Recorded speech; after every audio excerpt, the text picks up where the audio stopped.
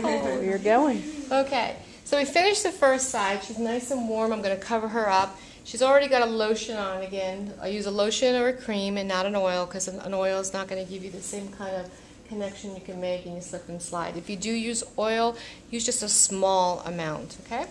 So now we need to warm this foot up. So here's your effleurage strokes, only in a smaller area. Here's what you would do with your scooping normally up on your neck. You're going to do it back here by the Achilles. And then we're going to take our thumbs on the flat part of the foot and just kind of scoop up through here. Get it nice and warmed up. Stretch it out.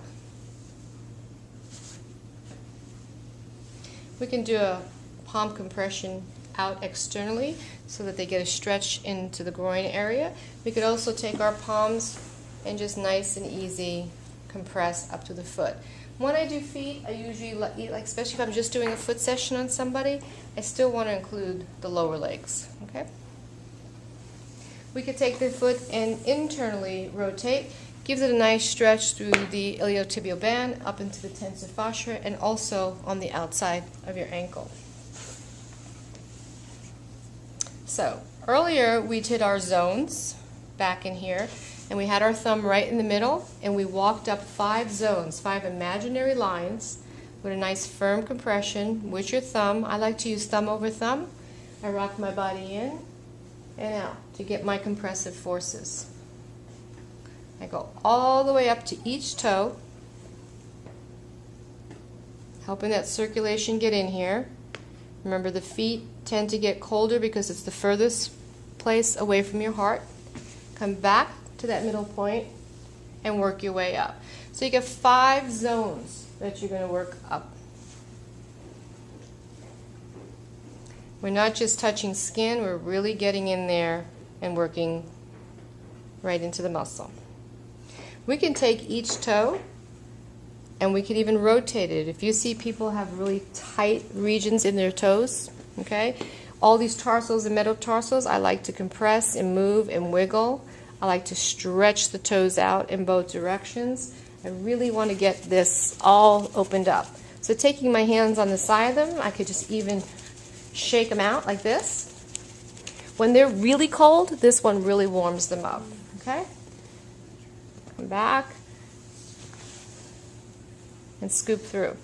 We want to do some range of motion. A little trick so that they don't control this session is to lightly pinch at the base of the Achilles. Take the flat of your hand on the base of their foot, the ball of their foot. Move them in and around. Repeat in both directions. See how far they can stretch down, plantar direction. She can go pretty far down. Some people can't get that low to the table. Just get a nice stretch through here. The feet you shouldn't be hurting them in any way.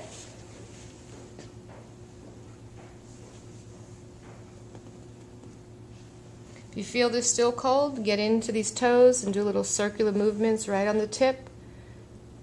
We got 5 major meridians running through the bottom of the feet. We've got over 7,000 nerves. We have reflex points that relate to every part of the foot. So both your feet put together are a mirror image of your entire body. So where you did your 5 zones before, I'm going to come back now. I'm going to compress my thumb in there, hold and glide all the way through to the top. Off each toe. Come back to the middle and do it again. You might feel all those little crunchies breaking up, all those little deposits that sit at the bottom of our feet, moving through. If you're working on someone who's on their feet a lot, wears high heels, is a dancer or an athlete in any way, you might find that right here, this band is really tight. So we want to get in there and consciously and mindfully stretch it out. A condition out there that some people get, plantar fasciitis, plantar fasciitis, depending on what side of the railroad tracks you're from. It can be very, very painful. You want to open that up. Make a soft fist, and you can come here and do circular movements.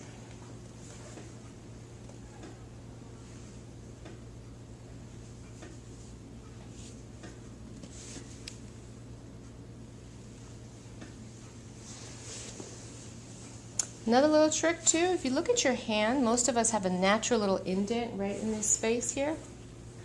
Take your hand right all around, see your malleolus, your ankle bone, stick it right there. What we're going to do is we're going to take our hands superior, inferior, and shake the foot out.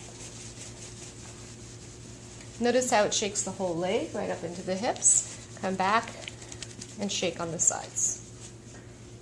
Squeeze and come off. Squeeze, glide, and come off. Now we're going to come down here, the bottoms of our pads. We're going to go back and forth. Our arms come up and down like a bird or a chicken. Can I get...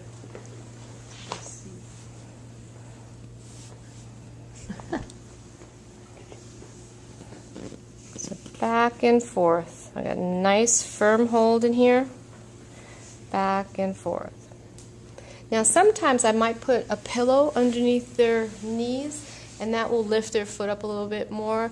It might be more comfortable for them to do that, to do the feet movement, to work on the feet.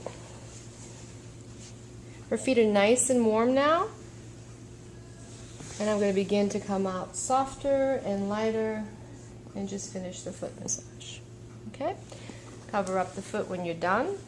Now, if this is the last thing you do on your client, okay, or even if it's not, always go back and make sure that you wipe any excess oils off their feet, because you don't want them to get on a floor such as this, a wood floor, and go flying. So what I like to do is keep nice warm towels. You know, you can put them in a crock pot or a cabbie or however you want to warm them up, even just under hot water and squeeze them out.